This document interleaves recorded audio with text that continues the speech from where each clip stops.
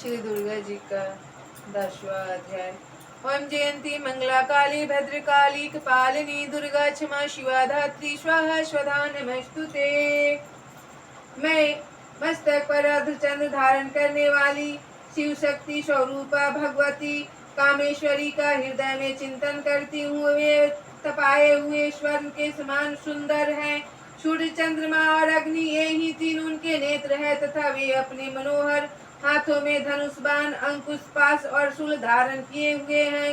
तब ऋषि कहते हैं, राजन, अपने प्राणों के समान प्यारे भाई निशुंभ को मारा गया देख तथा सारी सेना का संहार होता जान शुंभ ने कुपित होकर कहा, दुष्ट दुर्गे, तू बल के अभिमान में आकर झूठ मूठ का घमंड न दिखा।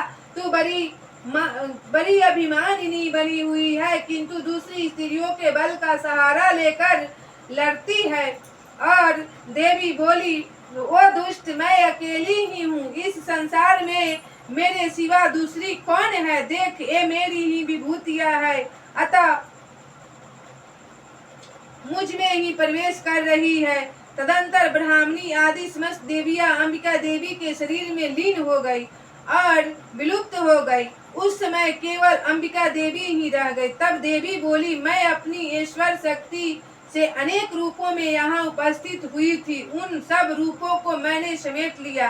अब अकेली ही युद्ध में खड़ी हूँ, तुम भी स्थिर हो जाओ।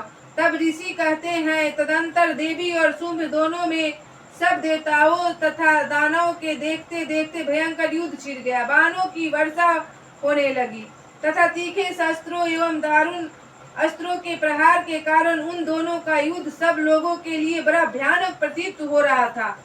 और उस समय अंबिका देवी ने जो सैकड़ों दिव्य अस्त्र छोड़े, उन्हें दैत्यराज शुंभ ने उनके निवारक अस्त्रों द्वारा काट डाला। इसी प्रकार शुंभ ने भी जो दिव्य अस्त्र चलाए, उन्हें परमेश्वरी ने भयंकर हुंकार शब्द से उच्चारण आदि द्वारा खिलवाड़ में ही नष्ट कर डाला।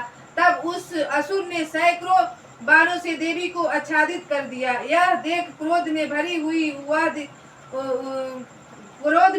हुई उन देवी ने भी बाण मारकर उसका धनुष काट डाला। धनुष कट जाने पर फिर दैत्यराज ने शक्ति हाथ में ली, किंतु देवी ने चक्र से उसके हाथ की शक्ति को भी काट गिराया।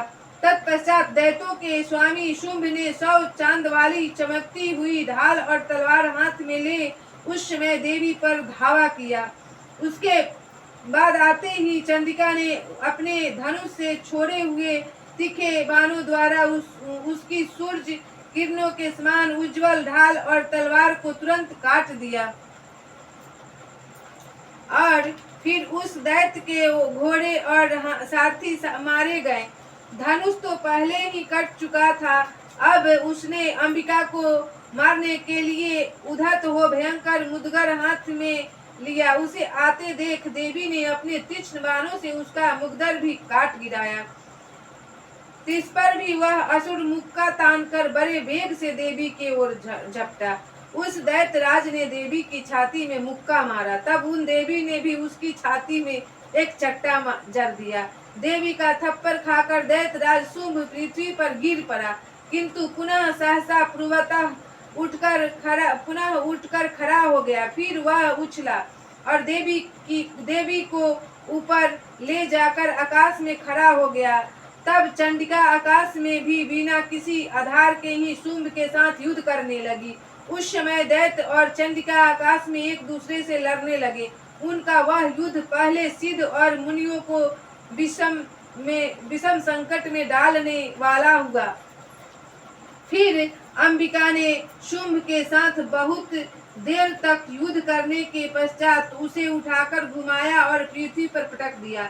पटके जाने पर पृथ्वी पर आने के बाद वह दुष्ट आत्मा दैत्य पुनः चंडिका का वध करने के लिए उनकी ओर बड़े वेग से दौड़ा। तब समस्त दैत्यों के राजा शुंभ को अपनी ओर आते देख देवी ने त्रिशूल से उसकी छाती छेदकर उसे पृथ्वी पर गिरा दिया।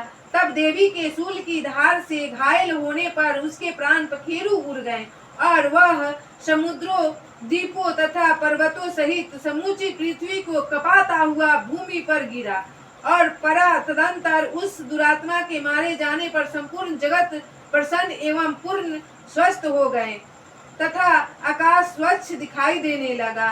पहले जो उत्पात सूचक मेघ और उल्कापात होते थे वे सब शांत हो गए तथा उस दैत्य के मारे जाने पर नदियां भी ठीक मार्ग से बहने लगी।